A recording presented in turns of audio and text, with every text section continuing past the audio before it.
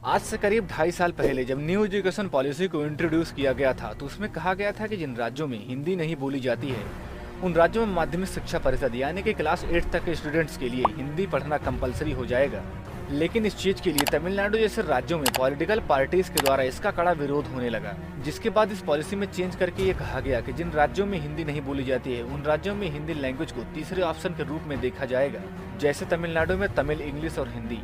उन political parties का कहना है कि हिंदी को तमिलनाडु के लोगों पर थोपा ना जाए। लेकिन ऐसा क्यों? हिंदी भारत की राष्ट्रभाषा है, लेकिन फिर भी तमिलनाडु के लोग हिंदी लैंग्वेज का इतना विरोध क्यों कर रहे हैं? आखिर तमिलनाडु में इंग्लिश लैंग्वेज एक्सेप्ट कर ली जाती है तो वहाँ के लोग हिंदी लैंग्वेज को एक्सेप्ट क्यों नहीं करना चाहते हैं? भारत में तमिलनाडु के लोगों का हिंदी विरोध करना कोई नई बात नहीं है। इसका इतिहास भारत की आज़ादी से भी पुराना है। साल 1937 में जब मद्रास प्रेसिडेंसी के नेता सी राजगोपालाचारी ने मद्रास प्रेसिडेंसी के स्कूलों में हिंदी लैंग्वेज को अनिवार्य करने की कोशिश की थी, तब पहली बार तमिलों ने अपने ऊपर हिंदी लैंग्वेज को थोपे जाने का विरोध किया था। यह विरोध वहां पर ईवी रामास्वामी नायकर ने की थी, जो कि वहां पर पेरियार नाम से मशहूर थे। इसके लगभग 2 साल बाद अंग्रेजों ने सी राजगोपालाचारी के इस फैसले को वापस ले लिया और मद्रास प्रेसिडेंसी में हिंदी लैंग्वेज को एक ऑप्शन बना दिया। इसके बाद जब भारत आजाद हुआ और भारत का संविधान लिखा जाने लगा तो हिंदी को राष्ट्रभाषा बनाने के लिए भी संविधान सभा में काफी विरोध होता रहा, जिसकी वजह से संविधान सभा में इंग्लिश लैंग्वेज को 15 सालों के लिए यानी कि करीब साल 1965 तक एक सहायक भाषा का दर्जा दे दिया गया। लेकिन जैसे ही यह साल नजदीक आया तो साल 1963 में डीएमके नेता अन्ना दुरई ने तमिल लोगों से यह अपील की कि तमिलनाडु के लोग अपने ऊपर हिंदी थोपे जाने वाले लोगों के खिलाफ जंग लड़ें। अन्ना दुरई की इस विरोध के बावजूद भी प्रधानमंत्री लाल बहादुर शास्त्री ने तमिलनाडु के मुख्यमंत्री भक्तवत्सलम के साथ मिलकर 3 लैंग्वेज को पढ़ाने के इस फार्मूले को तमिलनाडु में लागू कर दिया। जिसके बाद साल 1965 में तमिलनाडु में दंगे भड़क गए और ये दंगे साल 1966 तक चले और इसमें कई लोग मारे गए।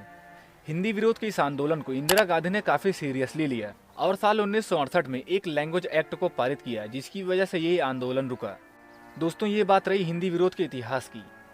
लेकिन तमिलनाडु के लोग वहाँ पर हिंदी लैंग्वेज को लागू क्यों नहीं होने देना चाहते हैं? तमिलनाडु में हिंदी लैंग्वेज के विरोध के पीछे की वजह यह है कि तमिलनाडु के लोगों के सामने हिंदी लैंग्वेज को तमिल वर्सेस हिंदी और आर्य वर्सेस द्रविड़ के तौर पर रखने की कोशिश की गई है। वे हिंदी को एक बाहरी भाषा मानते हैं। तमिल लोगों के लिए उनकी लैंग्वेज कम्युनिकेशन का ही एक जरिया नहीं बल्कि एक ऐसा लैंग्वेज का सिंबल है जो कि संस्कृत जितनी ही पुरानी है। तमिलनाडु के लोग ये मानते हैं कि उनकी भाषा संस्कृत भाषा से भी पुरानी है और ये लोग अपनी भाषा को लेकर बहुत ही संवेदनशील हैं। और तमिल लोगों को लगता है कि हिंदी भाषा को हम पर थोप कर पूरे देश में एक जैसी ही संस्कृति लाई जा रही है। ऐसे में हिंदी लैंग्वेज का कंपलसरी होना उन्हें अपने द्रविड़ियन पहचान खोने जैसा लगता है और उन्हें लगता है कि हिंदी तमिल भाषाओं के ऊपर दबदबा बना लेगी। इसके पीछे राजनीतिक वजह भी है। तमिलनाडु की पॉलिटिकल पार्टीज को ये लगता है कि जो बड़ी पॉलिटिकल पार्टियां हैं वो हमारे ऊपर हिंदी को इम्पोज करके साउदर्न पार्ट ऑफ इंडिया में अपनी जगह बनाने की कोशिश करेंगी और जो यहाँ की पार्टियां हैं उनका इन्फ्लुएंस खत्म हो जाएगा।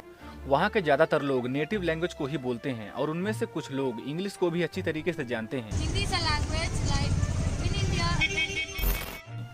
क्योंकि इंग्लिश इनकी सेकेंडरी लैंग्वेज है, जिसकी वजह से वहाँ के राजनीतिक पार्टियों को वहाँ के लोगों को इन्फ्लुएंस करना काफी आसान हो जाता है। लेकिन दोस्तों, तमिलनाडु के लोग इंग्लिश एक्सेप्ट कर सकते हैं तो हिंदी क्यों नहीं? आखिर इंग्लिश भी तो बाहर की भाषा है, तो हिंदी को एक्सेप्ट करने में क्या बुराई है? बीबीसी तमिल के एक इंटरव्यू में अलमेलू सोकलिंगम कहते हैं कि वे हर साल 20 स्टूडेंट्स को कोचिंग देते हैं। उनका कहना है कि वे बच्चों को हिंदी सीखने के लिए भेजते हैं क्योंकि उन्हें उम्मीद है कि हिंदी उनके बच्चों के रोजगार की संभावनाओं को बढ़ाएगी।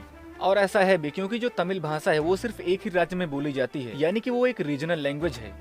लेकिन हिंदी सीखकर वे उत्तर भारत के किसी भी राज्य में रोजगार ले सकते हैं। अलमेलू कहते हैं कि कई पेरेंट्स चाहते हैं कि उनके बच्चे तमिल और इंग्लिश के अलावा हिंदी भी सीखें। उन्हें लगता है कि अगर स्टूडेंट्स को अन्य राज्यों में रोजगार मिलेगा तो इससे उनकी ही मदद होगी।